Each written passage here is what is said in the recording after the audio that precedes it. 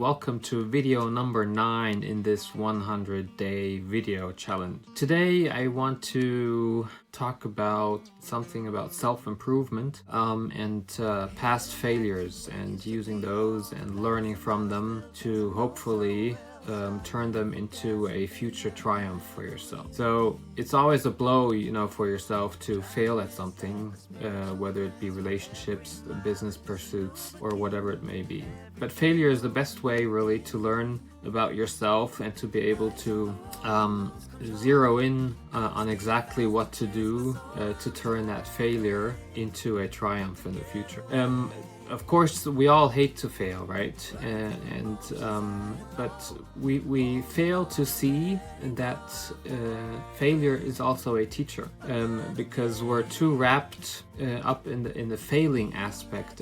But if you can take a step back and see your failure as the great teacher that it is, then you'll learn lessons that are invaluable for your future success. The first thing you must do to make a successful transformation of a failure to a triumph is to recognize what went wrong. Are you being maybe too much of a perfectionist? Or did your failure maybe happen because the goal was too far out of reach, unobtainable?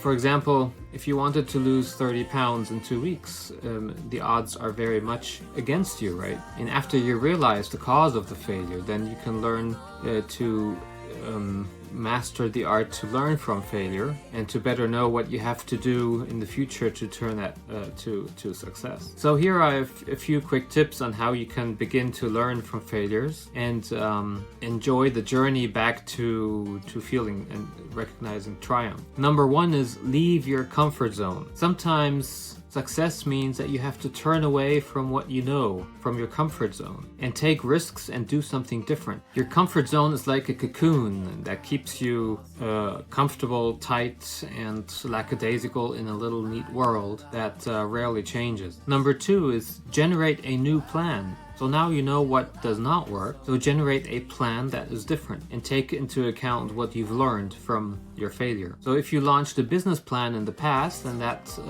didn't work, then think about why didn't it work and what would you now have done differently. Number 3 is think about what expertise do you have, what is your strength, and use that. And what are your weaknesses, and identify those as well. And for the weaknesses, you can work on them, right? But with your strengths, be sure to use them to your advantage right away. Next is consider setbacks. So you've had failures in the past, and try to anticipate now for the future what can happen, what can go wrong, and where might you have roadblocks in the future that you can think about today. And of course, most important of all, believe in yourself. So a good self-image can help to turn the worst failure into your best triumph. So if you've encountered low self-esteem in the past, look for ways to enlighten your self-image and have faith in your abilities and your skills. And then things will work out, and you'll be